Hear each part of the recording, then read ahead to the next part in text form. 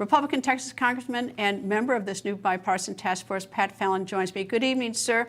And it appears at this point it's not a whodunit in terms of who shot at President Trump and killed somebody else, although I know that needs to be investigated in case there is more to it. But rather, how is it that the Secret Service let any candidate be so unguarded, especially when there were these threats earlier of the Iranians wanting to assassinate former President Donald Trump? I mean, how does that happen? Well, Greta, that's just it. We need to find out why it happened, how it happened, so we can prevent it from ever happening again.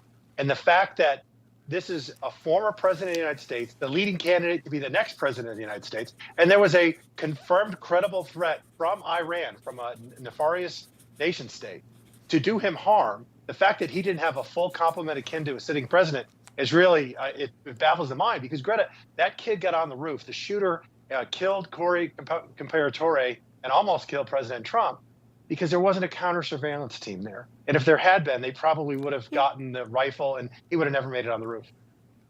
All right, well, it's no surprise to the American people that this town, Washington, D.C., is a town of no consequences. You know, I mean, we don't know who, we have no idea who made the decision to have that size of Secret Service protection for the former president. We have no idea who completely blew off the threat of the Iranians, because I think any reasonable person would have added more people and not taken off. We have no idea who made the specific decision not to provide RFK Jr. with Secret Service when, as a very viable candidate. He's on a number of ballots.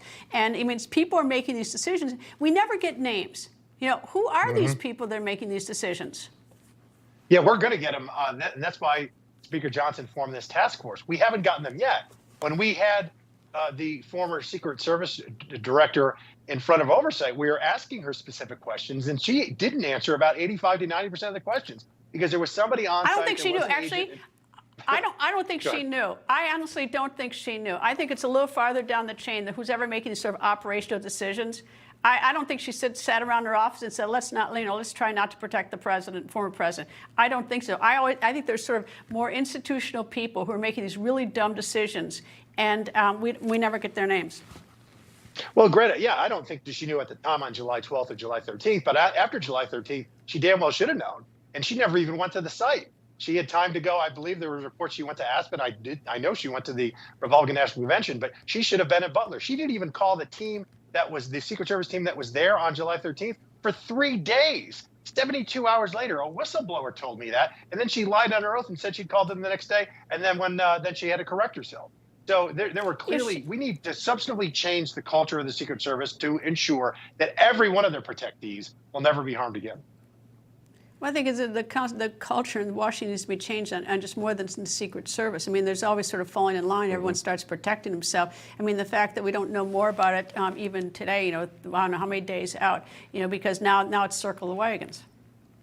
Oh, yeah, no, it's cover your backside. That's for sure what it was. I was denied access by the FBI to Butler, Pennsylvania, to the site. They said it was an active crime scene. I mean, I'm a member of Congress on the Oversight Committee. I think Senator Hawley couldn't get out there either. We have to change the way we do business. You saw what happened with Afghanistan. Nobody got fired. Now with this, we're going to ding. Well, there's got to be consequences when you fail at your job this poorly. I know this is minor and off to the side, but I made a Freedom of Information Act request in the Natalie Holloway case in February. About 3 weeks ago, the FBI told me I'd get my answer in 5.5 years. When I just asked for documents associated with the case that they got someplace. 5.5 years. I mean, that's why people get really angry. Mistakes can be made, but, you know, frankly, I don't think anybody really cares in this town often. But Congressman Pat Fallon, thank you, sir. Thanks, Greta. God bless. Take care.